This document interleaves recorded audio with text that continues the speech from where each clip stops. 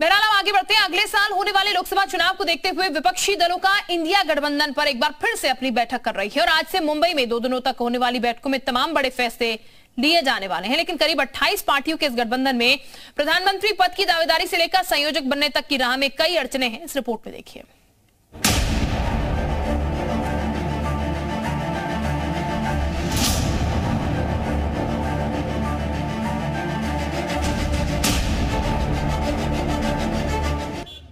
मुंबई में इंडिया गठबंधन की बैठक आज से शुरू हो गई। ये बैठक 2024 में होने वाले लोकसभा चुनाव के लिहाज से भी अहम मानी जा रही है। इस दौरान कई महत्वपूर्ण फैसले लिए जाएंगे। इनमें सीटों के बंटवारे से लेकर गठबंधन के लोगो, झंडे और संयोजक के चुनाव पर चर्चा हो सकती है। लेकिन इन सभी सवालों के बीच सबसे जरूरी सवाल ये है कि क्या विपक्षी दलों के बीच गठबंधन की तरफ से पीएम पद के नाम पर सहमति बन पाएगी। अगर गठबंधन बिना चेहरे के मैदान में उतरता है तो ऐसे में सीटों का फॉर्मूला क्या होगा? ये कोई व्यक्तिगत लड़ाई नहीं, इसका मतलब है हम तानाशाही के खिलाफ लड़ने जा रहे हैं। 2 दिन की बैठक में करीब 28 दलों के नेता शामिल हुए हैं।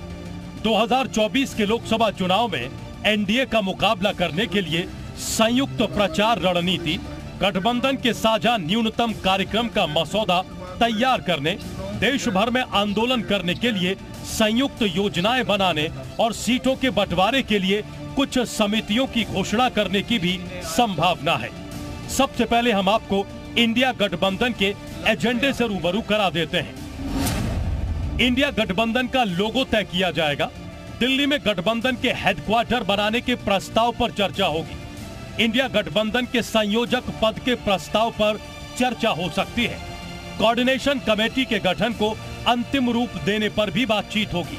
कॉमन मिनिमम प्रोग्राम के प्रस्ताव पर चर्चा हो सकती है। गठबंधन के प्रवक्ताओं की नियुक्ति के प्रस्ताव पर चर्चा होगी। भविष्य में सामूहिक रैली करने पर बैठक में चर्चा होगी। इंडिया गठबंधन के विस्तार, ज्यादा पार्टियों के गठबंधन में शामिल होने को लेकर भी बातचीत हो सकती है। सीटों के तालमेल और सीट शेयरिंग फॉर्मूले पर भी चर्चा होगी। गठबंधन उन मुद्दों पर चर्चा कर सकता है जिनके आधार पर बीजेपी को टक्कर दी जा सके।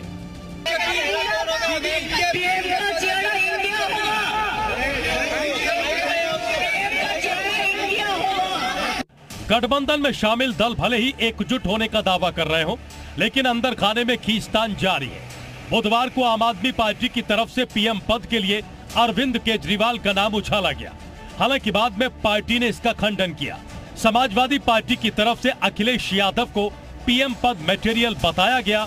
इससे पहले जेडीयू समेत कई पार्टियां भी अपने अपने नेता को पीएम पद का दावेदार बता चुकी हैं। पार्टी को, जिस पार्टी के कार्यकर्ताओं को, समर्थकों को ये लगता है कि देश को बचाना जरूरी है, एक हिटलर शाही का एक माहौल पूरे देश में बना हुआ है, उन सबसे निजात दिलानी है, देश के संविधान और लोकतंत्र को वास्तव में बचाना है। कहीं ऐसा ना हो कि ये आखिरी चुनाव हो, इसके बाद चुनाव ही ना हो। इंडिया गठबंधन के सामने कई सवाल हैं। सवाल संयोजक बनाने को लेकर भी है। इस पद के लिए भी दावेदार कई हैं। मुंबई में इस बात पर भी चर्चा होगी। वहीं मुंबई के ग्रैंड हयात होटल में होने वाली इंडिया गठबंधन की बैठक से पहले पोस्टर वॉर भी देखने को मिला। जाहिर है मुंबई मंथन से तमाम विरोध के बाद भी एकता का मंत्र देने की कोशिश की जा रही है। ब्यूरो रिपोर्ट, जी मीडिया। तो 2024 में किसकी दावेदारी होगी, ये सबसे बड़ा सवाल है। नेता, ताकत, कमजोरी। राहुल गांधी कांग्रेस के पूर्व अध्यक्ष, लोकसभा में सिर्फ 52 सीटें। आपको ये बता दें कि नीतीश कुमार बिहार के सीएम, जो कि बेदाग छवि वाले हैं, ये भी एक फैक्ट है। क्या उनको ये दावेदारी मिलेगी? बीजेपी से गठबंधन में 16 सीटें जीती है। ममता बनर्जी बंगाल की तीसरी बार सीएम बनी, लोकसभा में सिर्फ 23 सीटें। अरविंद केजरीवाल दिल्ली पंजाब में आप सरकार, लोकसभा में कोई सीट नहीं। शरद पवार बड़ी सियासी कद है, मराठा क्षत्रप है, पार्टी में बगावत से परेशान। अखिलेश यादव एसपी अध्यक्ष, यूपी में बड़ा वोट बैंक है, लोकसभा में सिर्फ 3 सीटें। तो असमंजस की स्थिति है। लेकिन क्या होगा, किसकी दावेदारी होगी 2024 में, ये जरूर देखना होगा। नेता की, ताकत की और कमजोरियां, ये तमाम चीजें जो है सबका समीकरण बैठाकर ये देखना होगा कि आखिर दावेदारी किसकी यहां पर होगी।